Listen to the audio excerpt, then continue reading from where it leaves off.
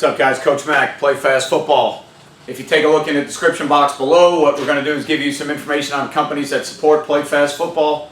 All right, GameStrat is our sideline replay system. It's the fastest, most advanced replay system on the market. We've used it all year. Absolutely loved it. Our assistant coaches absolutely loved it. And then Just Play Football is a digital software solutions company that provides playbook software to where you can use the playbook to make game plans. You can insert video into your game plans. You can quiz your kids on your game plans. So it's a way to get more out of your players and make sure that they understand exactly what not only your playbook is, but the game plan is, and you can link that in a way that you can check and quiz and test your players on some of the things that are going on in your game plan to see if they have an understanding for those. Right, today we're going to do a video on offensive analysis at the end of a season. I've done 2 or 3 of these videos at the end of other seasons before, so you guys have seen these videos before. And what we're going to do is take a look at some of our offensive numbers and then try and tell you where I think they equate into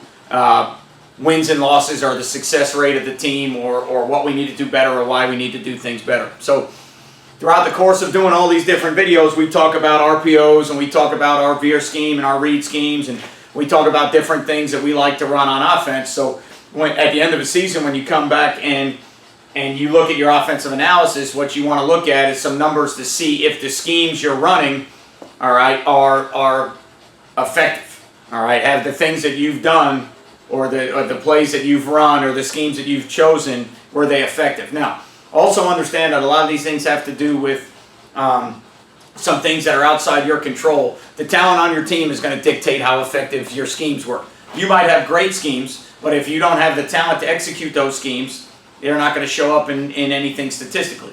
All right, so all things considered, when you look at sometimes the team you played against, there's going to be certain games where the team you played against might have been so much better than you that it's not the scheme or the play calling or the system that you're running. It's just that the other team was that much better. So sometimes when you're analyzing data like this and you're looking at it, you got to be able to look at it within your personnel, the types of kids you have, the teams that you played against. All right, and as a coach, and anybody that's coached before, I think every coach at their high school has a way to understand that there's certain games or scenarios, or there's certain setups that you just can't look at with the same lens or the same focus to say that, all right, I'm going to determine our scheme based on this game, or I'm going to determine our scheme based on this game. All right, because you're going to have some years where there's a game where you have 58 points and 500 yards, and then there's a game where you might get shut out and have 75 yards. If the difference in talent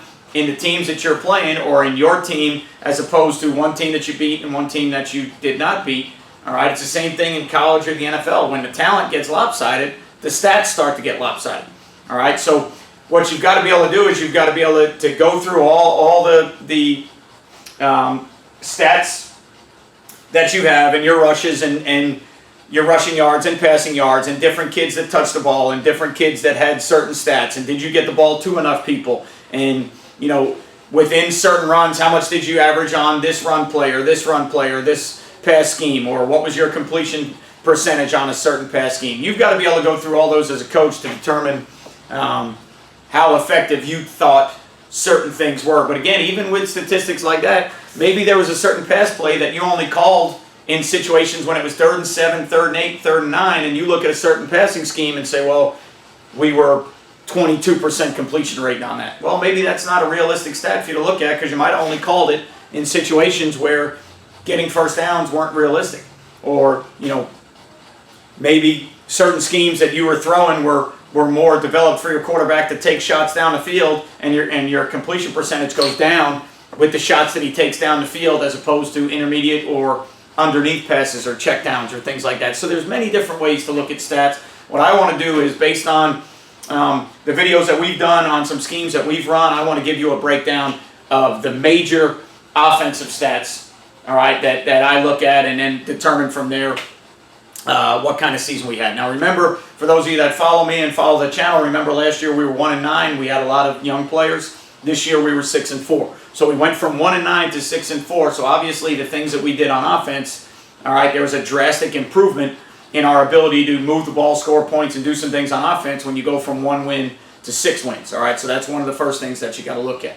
All right, but if you look at us, yards per game, all right, 349 yards per game, I think that's a pretty good number. All right, obviously, those numbers get kind of skewed a little bit based on some games we might have had 480, some games we might have had 280, but on an average, 349 a game, I think is a pretty decent number in high school. I think you'll find yourself in whatever area you're in. If you average 350 yards a game, I would bet you would be probably top 35% of the offenses in the area that you're in.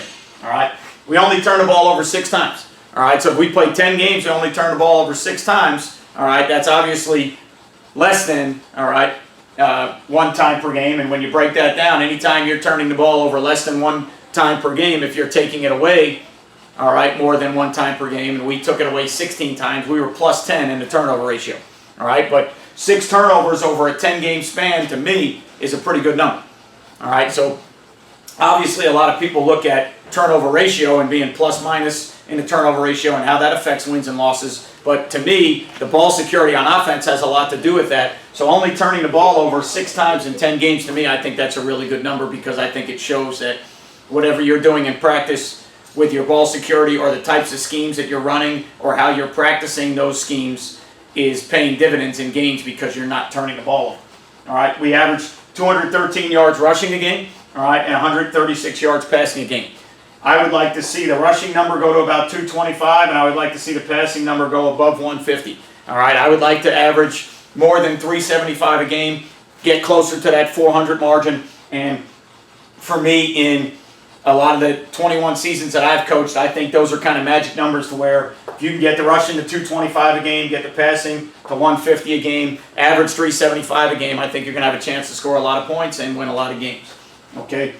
We average 12.7, almost 13 first downs a game. Again, sometimes that number can be skewed a little bit, because if you rip an 80-yard touchdown run, you score points, but you don't get a first down. If you go on a drive that has 4 first downs in it, but you don't score points, at the end of the day, which one was better? The 80-yard touchdown with no first downs, or the 4 first downs on a drive that you scored no points? So obviously that's a number that gets a little bit skewed, but you throw it out there because it's a statistic and something that a lot of people look at, first downs per game, and how many did you have, how many did your opponent have, and then you try and, you look at, again, like a stat like ball control, all right, or time of possession. Is that really a stat anymore? If you score every time you have the ball in 2 minutes and the other team doesn't, but they control the ball the whole time, and at the end of the game it's 55-7, but they had more time of possession. Is time of possession really a stat? I don't know if it is anymore. Same thing with first downs. I know that if you only have 3 or 4 first downs in a game, you probably lost that game.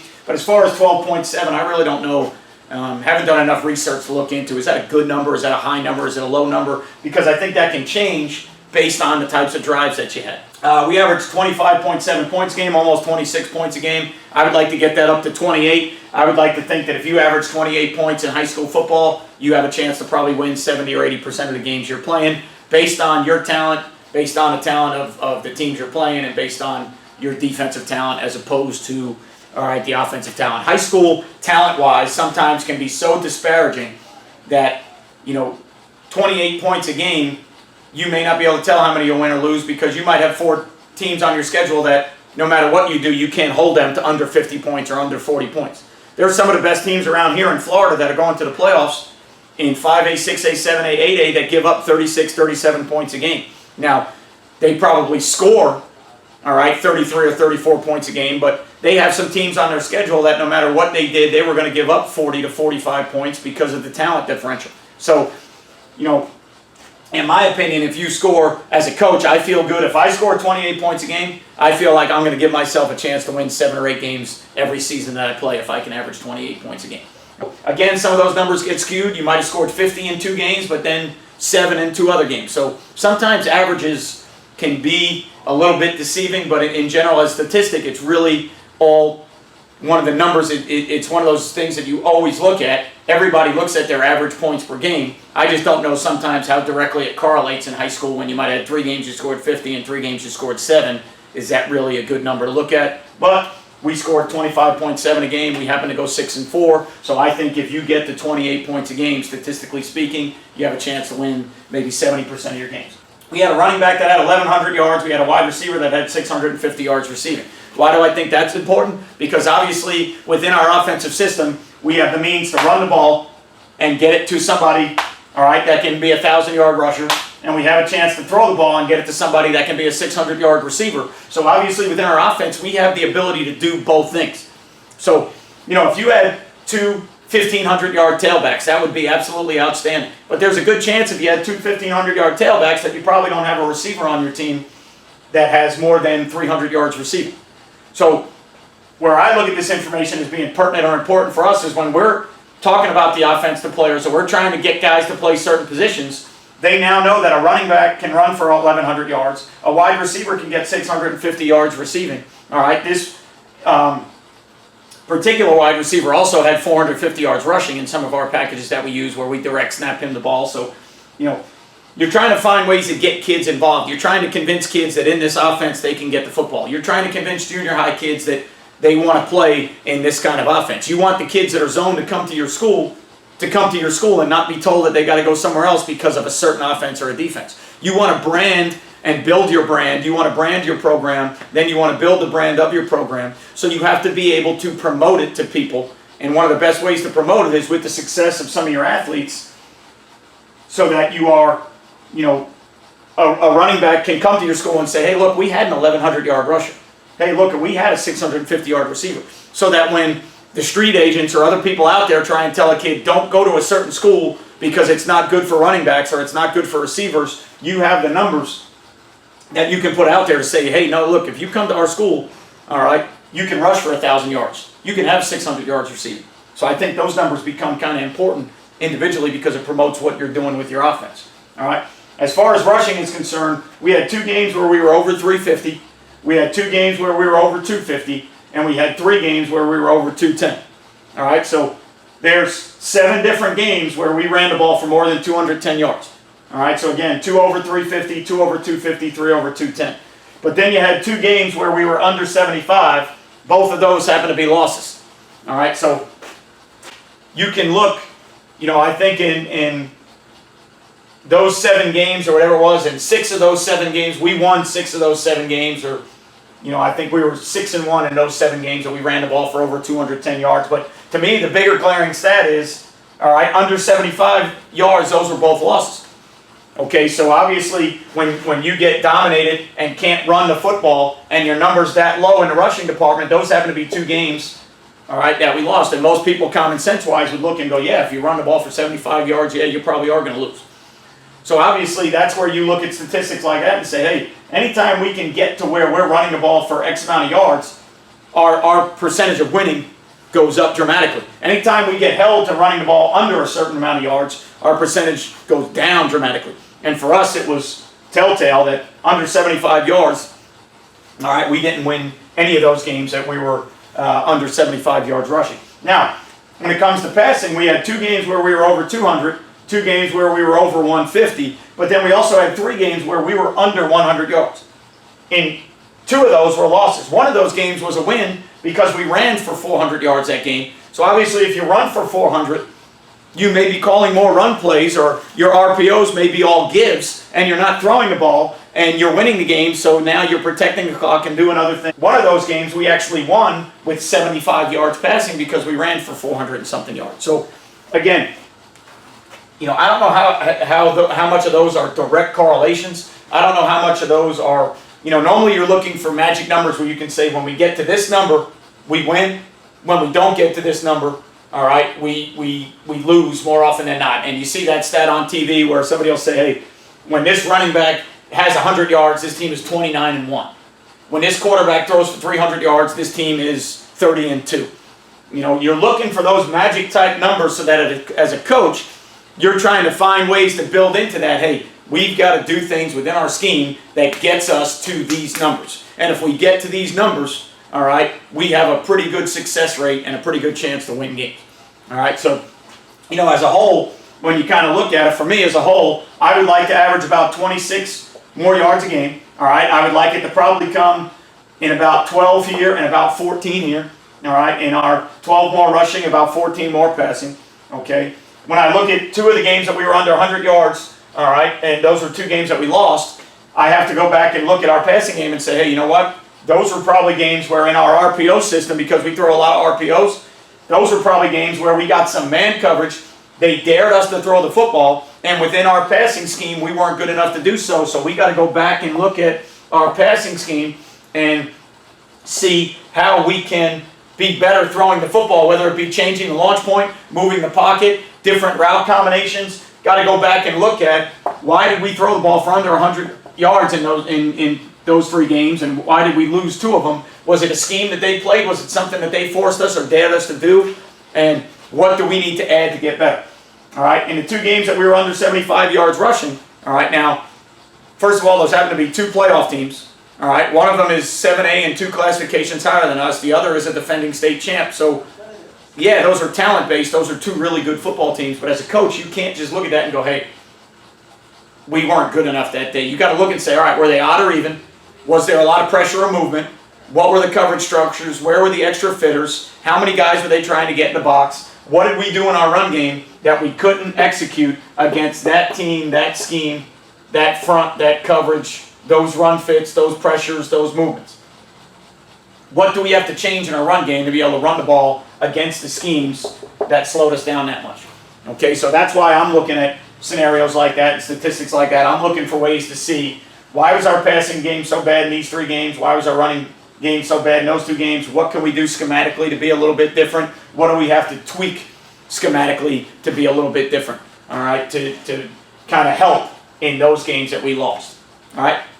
You know, when you look at the 2 games that we were over 350, you know, obviously the schemes worked. The talent was probably, you know, as good, if not better than the other team. Your tempo was probably really good. All your operating procedures, you probably didn't have a lot of penalties. Those are all things that you don't really want to focus on. They're good for stats, but I want to focus on these in purple. All right, I want to focus on these things and figure out why did they occur and how can I help my kids get over that hump. Because obviously as a 6-4 team, if you figure those things out, now you're an 8-2 team.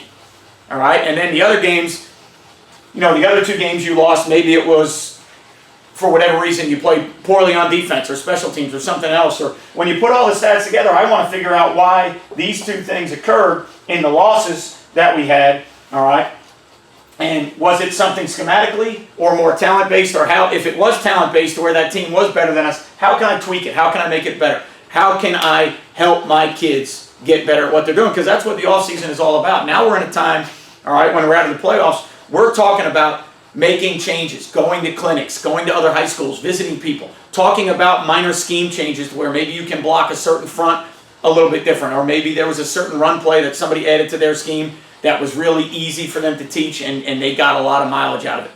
In the passing game, was there something that somebody did to man-free coverage, or something that somebody did to exotic pressures, 3 under 3 deeps, or 4 under 2 deeps, or hot pressures, or was there a way that somebody picked those up to throw routes down the field? What did they do that can help us not get trapped onto that magic mark that we think, all right, is the number that indicates, you know, a little bit about wins and losses? All right, so when you're looking at your analysis, I would look at this for us and say that we had a solid offensive year. Anytime you improve from 1 win to 6 wins, I think you had, you know, obviously a really, really good turnaround in a program from 1 win to 6 wins. Obviously, the direction of what we want to do schematically, I think, was pretty good when you look at the numbers we had, the distribution between the running back and the receiver. I think schematically we're about where we need to be, but then when you look at some of the numbers in purple, I think obviously there's some tweaks that we need to make in our schemes, and we need to figure out, is it formationally, is it personnel, is it appearance or presentation? Are we running the right schemes, but maybe we just need more ways to present them? Don't change the scheme, change how you present the play, or don't change the play, change the presentation of the play. Do we need to add some motions or shifts? Do we need to add some eye candy or some things in there to get people away from what our normal scheme is? That's why the offseason is so great, and that's why, as a coach, these things are all, at the end of the season, things you start looking at to go, all right. Sometimes you got to look at it and go, we're going to make wholesale changes. We don't have the personnel to run this offense. We're going to go to a triple option offense, or we're going to throw the ball 80 times a game, or we're going to go pro I, or we're going to go wing T. All right, that may be the scenario. The other scenario may be a situation like ours where with the players we have returning, we like our scheme, we like a lot of the things we do in our scheme, but we've got to find some things to help complement our scheme and some things that we need to get better at within our scheme to improve some of these numbers. All right, so after every season, take a look, all right, at your statistics, analyze them, have your staff look at them, sit down as a staff and talk to your O-line coach or different guys and say, hey, in these games that we struggled, was it more that they were just better? What did we do? Were we in too much of this? What was our play calling? Did we call too much of this and not enough of that? Did we get away from who we are? You know, go back and really analyze those things so that you can find out, are the numbers really true to what the numbers are that you say they are, or are those numbers kind of inflated in certain games or different in certain games? All right, so hopefully this helps you take a look at some of the things that you're doing. And remember, as always, you won't play well till you play fast. See you next time.